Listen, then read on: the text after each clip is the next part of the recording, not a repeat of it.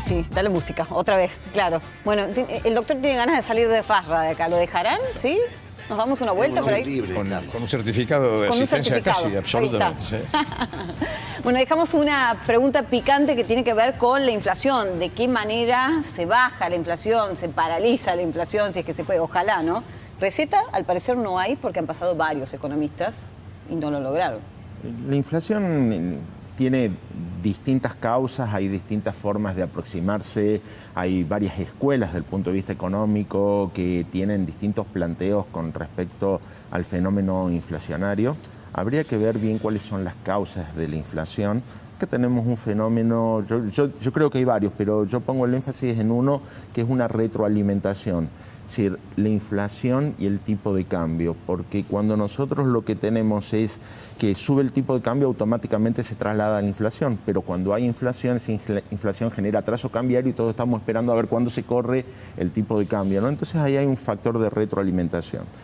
El otro elemento es que buena cantidad de la inflación que estamos viviendo hoy en día es autogenerada, es decir, suben las tarifas de los servicios públicos, suben el precio de los combustibles, es decir, suben los precios que son regulados dentro de la economía y entonces es como que el propio gobierno está estimulando, está dando el puntapié inicial para que a través de la estructura de costos la inflación se traslade al precio del resto de los bienes de la economía. Lo otro que tiene son componentes inerciales, es decir, prácticamente es el único país del mundo en el cual tenemos paritarias cada 6 meses o cada 3 meses o donde permanentemente estamos negociando condiciones y cuando se va a una negociación salarial es bastante raro saber qué es lo que se está discutiendo, si recuperar la inflación que pasó o estoy previendo la inflación que está por venir y por lo general siempre se opta por la que sea más alta y eso lo que hace es acelerar el proceso inflacionario. Con el tema de cómo se ha hecho la última reforma previsional, las jubilaciones toman 6 meses de atraso para poder aumentar. Entonces ahora las jubilaciones van a tener que aumentar por la inflación creciente que hemos tenido en los últimos 6 meses. Eso lo que va a generar es mayor déficit fiscal. Hay otra escuela que dice que el déficit fiscal es causa de la inflación. Entonces, como vemos, es todo un proceso bastante complejo y estructural y yo creo que nosotros estamos acostumbrados a convivir con la inflación. De alguna manera hemos encontrado mecanismos de supervivencia. Sí, de defensa. ¿No? De defensa. Entonces todos sabemos más o menos cómo acomodarnos, ¿no? Y eso tampoco es demasiado bueno. Cuando la inflación me sorprende y no estoy preparado, entonces genera su efecto y desaparece. Pero cuando yo estoy preparado, trato de generar mi inmunidad pasándosela a otro y él se la pasará a otro y así sucesivamente y entonces hacemos que el círculo vicioso vaya creciendo y se forme como una bola de nieve. Sí, ya recetas hay varias, ¿no?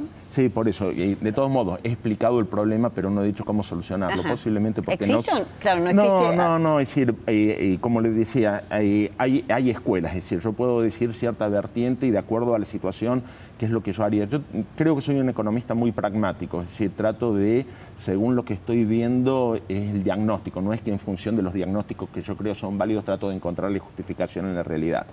Y dentro de ese pragmatismo yo creo que hoy en día el gran limitante que tenemos para aplicar un programa antiinflacionario en serio es que estamos en pleno proceso electoral y esa incertidumbre electoral genera restricciones a quienes tienen que tomar decisiones, porque aplicar un programa antiinflacionario es muy duro al principio.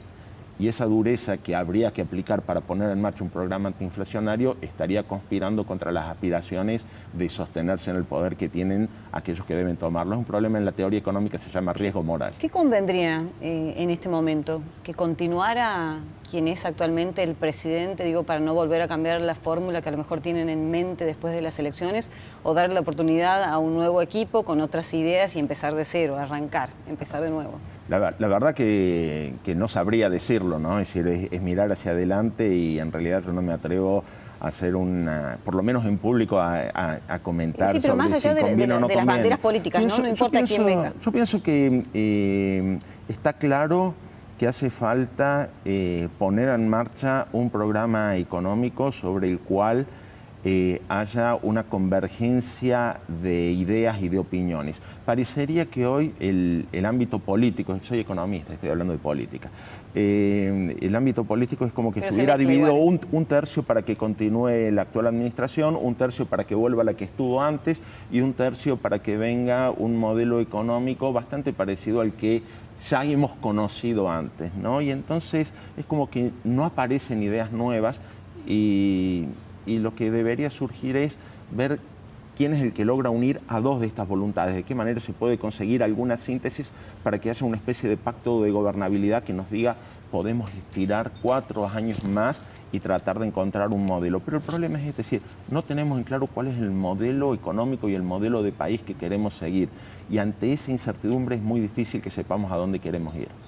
¿De qué manera ha impactado la crisis económica en la misma medicina? Entiendo que ha habido una pérdida por parte de las obras sociales de gente que disponía de ellas, ¿no? Es muy complicada la salida porque generalmente los insumos y la alta tecnología va en dólares, que sufrió interanualmente 106% de devaluación, y las paritarias, aunque sí sean cada 6 meses, van al 50% en el mejor de los casos a algunas obras sociales prepagas o las prepagas, pero además van alrededor del 40%. La universidad, las obras sociales universitarias están por debajo del 30% interanual de marzo a marzo.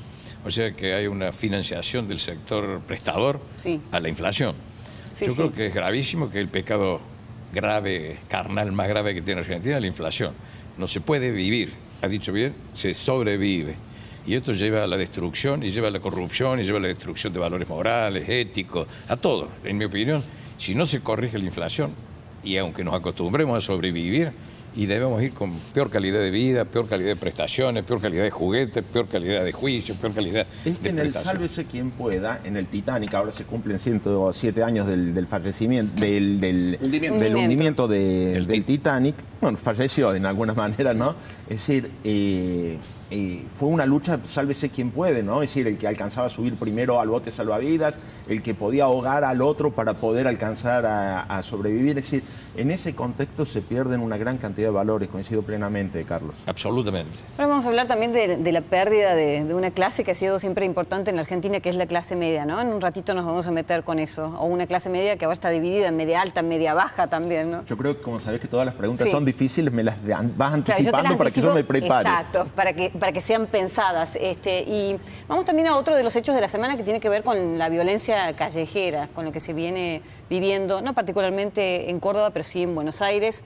Choferes de taxis agrediendo automovilistas no sé, podemos pintar las historias más diferentes de lo que ha pasado últimamente. Esta violencia callejera que no sé si es penada como corresponde, ¿no? Porque me parece que es, bueno... Yo entiendo que sí. Termina siendo una especie de contravención y... No, contravención no, es un delito. Es un delito. Es un delito, sí. Ahí hubo daño y hubo lesiones. Si es lo que trascendió por medios públicos, de un taxista que se baja... Sí, varios casos han sido, pero hay un preso, ¿no? Un chofer de un taxi preso en este momento. Y está bien preso, bien detenido. También tiene que ver con el estado general de la economía del país. La gente está muy nerviosa, está muy irritable y Buenos Aires es una urbe que ya es casi imposible vivir. O sea, me toca viajar a mí casi semanalmente y hay un cambio, pero abismal, con lo que es la provincia de Córdoba. La utilización de cámaras y de otros medios modernos que están, bueno, aparecen cosas que siempre han existido. Ahora se han exacerbado y ahora se está trabajando más en el tema. ¿Son causas que se ven también acá, en la justicia de Córdoba, habitualmente o no? Permanentemente. Y con resultados peores que hemos visto en la televisión. Tenés muertes permanentes. Uno que va a la morgue por ahí cuando un familiar le pide retirar un cadáver o algo, no ve un cadáver. Hay 12, hay 15, hay 8. O sea, todo el tiempo están pasando cosas. Morgueras en Córdoba, la Policía Judicial tiene varias y están en continuo movimiento. O sea, trabajan. Que tienen como raíz situaciones de este tipo. Ir a buscar víctimas de ilícitos o muertes de teología dudosa. O sea, no saben a qué respondió el deceso de la persona y no pasa directamente a una funeraria, sino tienen que ir a la justicia y ahí se determina casi con exactitud cuál fue la causal de fallecimiento de la persona. Pero sí, se están multiplicando todos estos casos y siempre se los reprimió. Y ahora con mayor probabilidad, porque las pruebas ya son contundentes, porque una filmación supera a un testimonio, supera a lugares que no hay absolutamente nadie, y no se ven cosas, pero... Se suman nuevos elementos, ¿no? A los famosos testigos de otrora. Estos que han trascendido han sido por filmaciones. Y tuve la suerte de verlo, no sabía qué me ibas a preguntar, pero son terribles. La gente está totalmente convulsionada, totalmente irritable y molesta, y bueno, y pasan cosas que ese resultado que trascendió en televisión no es nada al lado de la realidad. Volviendo a la necesidad de lo lúdico, ¿han podido comprobar que los niños actuales tienen menos movimiento que lo de otros tiempos? Digo, ¿no? Por la forma en que juegan o por los elementos que han encontrado para jugar. ¿Se ha podido comprobar eso? Sí, hay encuestas nacionales de actividad física y que demuestran que el sedentarismo es una de las enfermedades no transmisibles más importantes del siglo XXI, ¿no? La tendencia al sedentarismo es creciente. Desde allí la importancia de promover el movimiento, ¿no? Nosotros trabajamos en el ámbito de educación y no encontramos ninguna teoría del aprendizaje que diga que se aprende mejor sentado. No hay ninguna teoría del aprendizaje, lo podemos buscar, que afirme que uno aprende estando sentado. Está llevando tranquilidad a las aulas y a los docentes que te ven en este momento. La necesidad está, muchas veces en las escuelas ocurren ciertas dinámicas que tienen que ver más con las necesidades de las demandas institucionales que con las necesidades en sí del aprendizaje. Pero claramente la escuela que estamos conociendo es una institución del siglo XVIII y con niños del siglo XXI. Hay un desfasaje muy grande en relación al modelo educativo que se está trabajando en las escuelas y las realidades y las experiencias que traen los niños en la actualidad. ¿La educación debe ser un juego en sí mismo también? La educación no... ¿O mitad y mitad? La educación no debe ser un juego. La educación tiene que ser muy seria, mucho más seria de lo que es actualmente. Sí puede incorporar elementos del juego para hacer mejor su tarea educativa. Sí puede tomar algunos elementos del juego para mejorar su tarea educativa. ¿Se ha podido comprobar o hacer una comparación entre niños lúdicos, niños que juegan, que están inmersos en una sociedad más parecida a la de otros tiempos, y niños actuales, más individualistas, que juegan con otro tipo de elementos? Sí, lo que nosotros vemos son... Lo que encuentran entre unos y otros, ¿no? Sí, hay fenómenos que tienen que ver con... Son muy transversales, atraviesan mucho las clases sociales, ¿no? Sí. Estos juegos de las pantallas o este mismo sedentarismo son situaciones que atraviesan a todas las clases sociales y que están presentes en distintas maneras, ¿sí? Porque en algunos jugarán con algún medio mucho más sofisticado y en otro caso será con un celular. Digamos, las clases más empobrecidas juegan con un celular y en otras con una play o con algo que implica realidad virtual, ¿sí? Pero sin embargo esto parece ser como un fenómeno cultural mucho más fuerte, ¿no? En ese sentido, de nuevo, el trabajo que nosotros hacemos reivindica el rol del adulto, lo que en general se asocia este tipo de actividades a un corrimiento, un borramiento del rol del adulto, ¿no? En donde muchas veces es una actividad compensatoria que el adulto realiza de entregar un celular a un niño para que se entretenga mientras se dedica a hacer otra cosa o mientras no tiene que estar poniendo una atención o acompañamiento a esta situación. Entonces nosotros creemos que las situaciones que viven los niños requieren necesariamente pensar el rol de los adultos. Bueno, mencionabas recién la palabra clases, que digamos, las clases sociales, por así decirlo de alguna manera, están marcadas por el ingreso, por el salario que tiene una determinada familia o una determinada persona. Y leyendo algunas encuestas, miraba que si a uno le preguntan en qué clase social cree que está, inmediatamente dicen en la clase media. Sin embargo, muchos ya han salido de esa clase media, ¿no? Sí. Sí, se ha generado un proceso de empobrecimiento masivo a nivel de lo que es la sociedad. Yo lo que veo es que una gran cantidad se ha corrido hacia abajo. Hay algunos que han mejorado, claramente que han mejorado su situación. Entre los que están en mayores dificultades, entre la pobreza y la indigencia, hay un indicador que se sigue mucho, es decir, indigencia es el que no alcanza a conseguir una canasta alimentaria básica. Sí. Pobreza es el que no alcanza a conseguir una canasta que no solamente tiene alimentos, sino servicios públicos, alquiler, transporte, es decir, otra cantidad de componentes de bienes que no son exclusivamente alimentos. Es decir, indigencia es un concepto alimenticio, el otro es un concepto más integral de vida. Lo que ha estado sucediendo en estos últimos años, desde que se restableció la forma de medición de indicadores a partir del INDEC, hay un coeficiente, medio complicado de explicarlo, se llaman la inversa del coeficiente de Engel, lo demás, pero es decir, lo que muestra es que se ha ido produciendo una separación entre lo que es la indigencia. Ha sido mucho peor la caída en términos de la indigencia que en términos de la pobreza. Esto lo que significa es que incluso en quienes no son clase media, sino 32% pobre, dentro del cual están los indigentes todavía han empeorado mucho más en términos relativos a su situación que los pobres.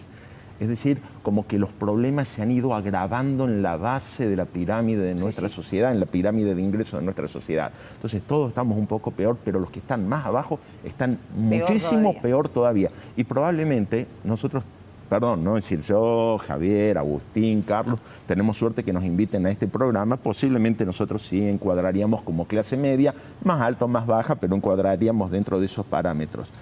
Posiblemente la gente que está en esa situación de indigencia hoy no está representada aquí, ¿sí? Y entonces creo que es muy importante que sepamos esto. Es decir, nosotros hablamos de la pobreza y la indigencia, pero no la vivimos. El que sufre ese problema, sufre un problema angustiante, muy serio, muy severo, y eso lo que genera es que la persona se siente excluida de la sociedad, es como que la sociedad no da respuesta a sus necesidades. Entonces es muy importante en este momento salir de ese sálvese quien pueda y empezar a salvar a quien podamos. Y hablando de salvar, ¿hay que involucrarse en política? ¿Ha sido tentado en alguna oportunidad? Yo intervine en política activamente 4 años, entre el 2003 y el 2007, defendiendo ideas liberales, y afortunadamente perdí. Perdí porque es lo mejor que me sucedió a mí en la vida, porque creo que la política es un terreno especialmente preparado para determinada gente. No cualquiera puede ser político, porque en primer lugar va a tener una carencia de conocimientos de ese mercado político, y además se ha optado porque la política sirve para ganar dinero y hacer posiciones personales o personalísimas de su familia y amigos. Es decir, no hay élite política en el sentido de conocimiento y de capacidad capaz de sacar a flote la Argentina, salvo muy raras excepciones. La mayoría ingresa con un único fin de hacer componendas, trenzas, roscas. Siempre son muy lindas las roscas si uno está de ese lado, ¿no? Pero la mayor parte de la gente queda afuera de las roscas. Pero igual da tristeza lo que dice, ¿no? No, pero... Genera tristeza. No quiero. A una conductora así no se le puede dar tristeza, por favor. No, pero de verdad, ¿no? Pensar no tengo ninguna... Que alguien que tiene las herramientas para entrar en política y querer darle una mano no puede hacer. Daniel dijo recién de la sobrevivencia por causa de la inflación y que el diagnóstico es tan claro, pero hay 2, 3, 5 bibliotecas y nadie puede acertar con el tratamiento. Y el tratamiento es eso lo que está llevando hoy. Yo coincido plenamente. Yo pregunto a los chicos míos que tienen 40 y 42 años si hoy se vive mejor ellos a los 42 años que cuando tenían 20. Dicen, mucho peor. Tengo muchísimo acceso a tecnología, porque pertenecemos a esa clase media que dijiste recién, pero la calidad de vida, de comida, de movimiento, de atención de la gente, de salida, es peor. O sea, ese 30% ratifica lo que vivimos nosotros. Bueno, acá soy el más veterano, pero había en el año 70 4% de inflación. Hoy hay 30%. Y por más que se quiere esconder o dar esas dos inflaciones, no sé si hay mucha diferencia entre la alimenticia de la canasta alimenticia o la canasta global. Creo que puede haber mucha diferencia porque los servicios hoy han aumentado el gap. Ha aumentado muchísimo, justamente. Mucho. Es decir, dentro de los componentes que están en esa canasta total están los servicios públicos, está el combustible que en realidad se ha encarecido mucho, se ha aumentado muchísimo. Sí. De todas maneras, las ideas que uno defendía las empezaron hace 250 o 300 años. El paquete completo, como dijiste acá, no se ha podido armar nunca, porque siempre las urgencias, menos en estos países, en Latinoamérica y en Argentina, que nos importa a nosotros. Es decir, vos tenés que... elecciones cada 2 años, en 2 años si se cumplen las pautas, ¿no? Pero si no, cada 6 meses, cada 8 meses. Todo el mundo se puede presentar. Yo tengo un campo en la zona de Las Albahacas, Achira, y hay 250 votantes y hay 5 candidatos a presidir la comuna. La comuna, y acá hay 15 o 14, ¿no? Es una cosa... No hay nada. ¿Esto sucede en otros países del mundo? Sí. Digamos, la gente está tan pendiente de la próxima elección. En los envíos de los Estados Unidos yo creo que sí. Sí, claro. Sí. Sudamérica. Claro, especialmente. sí, nosotros sí, Sudamérica sí. La tecnología nos beneficia, como bien decía recién el doctor, y muchas veces nos muestra también las necesidades y carencias que tenemos, ¿no? Sí, sí. Y por otra parte, la tecnología muchas veces nos hace vivir una especie de película, si se quiere, porque nos permite seguir algunos casos puntuales como el del famoso Samit, ¿no? Que se profugó de la justicia argentina, Sí, salió ¿verdad? muy tranquilamente. Un término ¿Eso qué significa? Digo, porque Un término que yo utilicé en alguna oportunidad y está lindo para explayarse también. Un impresentable. Samit. Samit es un tipo que se fue de la Argentina, fue sometido a un juicio oral y público. Sí. El fiscal que interviene en ese juicio es un fiscal cordobés, fue un camarista de la Cámara de Acusación de Córdoba, Gabriel Pérez Barbera, le pide una condena, creo que de 6 años y medio, le habían solicitado la querella, creo que le pidieron 7 años, él se profugó, entró con mentiras, con evasivas, por Paraguay, y de ahí se fue a Belice, no sé bien cómo es el nombre de esa playa, sí, en Uruguay. Sí. Pero todo el mundo preguntaba si procedía la extradición. Digo, no hace falta. En el caso de Samit, el Matarife Samit no hacía falta de ninguna forma porque él entró de una forma ilegítima al país y el país lo expulsó. Y una vez que lo expulsó, lo agarraron, lo llevaron a Buenos Aires. Lo escuché a Pérez Barbera ayer, justo un reportaje radial con 7 de la mañana, viniendo para trabajar. Y ahora ya no está en las mismas condiciones porque podía permanecer en el estado de libertad que se encontraba. Argentina es un país extremadamente garantista, o sea, la regla es la libertad, la excepción es la prisión. Pero esta persona en este caso demostró hay una que es conjunción reticente. de evasión ilícita. Sí, pero por las falta- evasiones salió absuelto en todas porque estaban prescriptas. Bueno. Lo que se le... La Lo falta que de pago le positivo. pidió condena fue por la asociación ilícita. Ahora, si una persona se profuga, ¿eso no implica más severidad en la pena, en la Por condena? supuesto, sí, claro que sí. Y por eso ayer se expidió Pérez Barbera diciendo de que él iba a votar en forma negativa al beneficio carcelatorio, que Sí. si no se hubiese ido podría permanecer en libertad él todavía, mientras nos quede su condena firme. Claro. Pero no sé, él no lo va a definir ni decidir, porque eso lo va a tratar la Cámara de Juicio. Bueno, que nos estamos- calculo que va a ser coincidente con lo que diga Pérez Barbera. Nos No estamos sé. despidiendo ya, y le quería dar la palabra a Javier, siendo esta la semana del juego, qué sé yo, a ver, que nos ayudes de alguna manera con algunas herramientas a volver, ¿no?, a lo lúdico, a lo mejor un mensaje para las familias que nos están mirando, que muchas veces decimos, pero no tenemos tiempo, no encuentro el momento, uno debe hacérselo. Sí, creo que podría transmitir que hagamos tiempo y espacio, que son 2 elementos necesarios para jugar. El tiempo y el espacio son 2 de los elementos básicos para el juego. Que el mejor juguete es aquel juguete que es deseado por el niño, o sea, que lo necesite, que lo demande, no que nosotros lleguemos con juguetes externos de él. A veces hay chicos que están rodeados de juguetes, pero no aparece el juego, ¿sí? El mejor juguete es aquel que es deseado, que es querido por el niño, y no estoy hablando del capricho por un juguete, sino porque realmente aparece la necesidad para jugar. Que podamos dar este espacio de experimentación que significa el juego, que generemos esta situación en donde pueda en primera persona el niño desencadenar ciertos procesos que lo lleven a un espacio intermediario entre la realidad y la fantasía. El juego es eso, es un intermediario entre la realidad y la fantasía, que tiene realidad para el que está jugando, pero que claramente es un espacio libre de acechanza en el sentido de fantasía. Cuando me preguntaba sobre la escuela y el juego, y yo decía que la escuela tiene que ser seria, porque si yo estoy jugando estrictamente y te digo que 2 más 2 es 7, y el economista me corrige, yo le digo estoy jugando y no me puede decir nada. El juego estrictamente tiene que permitir esta realidad. Si no lo permite, entonces deja de ser juego. Y más bien es algo que se parece a juego, que toma algún elemento del juego, pero que no lo es en sentido estricto. Y esto sí es lo que la escuela debe tomar. Entonces, digamos, algún mensaje tiene que ver con hacerle lugar al juego, permitir que aparezca el juego en su esencia, intrínsecamente, no ponerle demasiadas reglas al juego, que el juego mismo genere sus reglas y que el fin del juego, que tiene que ver con la emoción y que con la vida en primera persona pueda estar presente. Bueno, qué mejor cierre, ¿eh? Gracias. Gracias a todos por venir, gracias por estar. Gracias. Ojalá que, no sé, juguemos a que la economía se solucione, no sé, de alguna manera. Y que no sea un juego, resolver un que sea una rompecabezas es realidad. un juego. Sí. Resolvamos el rompecabezas de la inflación y de la inestabilidad que vivimos. Ojalá. Tómalo como trabajo, ¿no? Sí. Olvida lo que Por supuesto, decía él sí, sí. recién, en derecho está el efecto Giocandi también. O sea, yo simulo, quiero hacerte una broma, te asalto, a vos te puede dar hasta un infarto y después cuando uno demuestra que fue un juego, el efecto Giocandi y es causal de absolución, de aquí en imputabilidad. Bueno, muy bien. Vamos a hacer una nueva pausa y en un ratito nada más Edgardo Moreno y el análisis político de la semana. Ya venimos.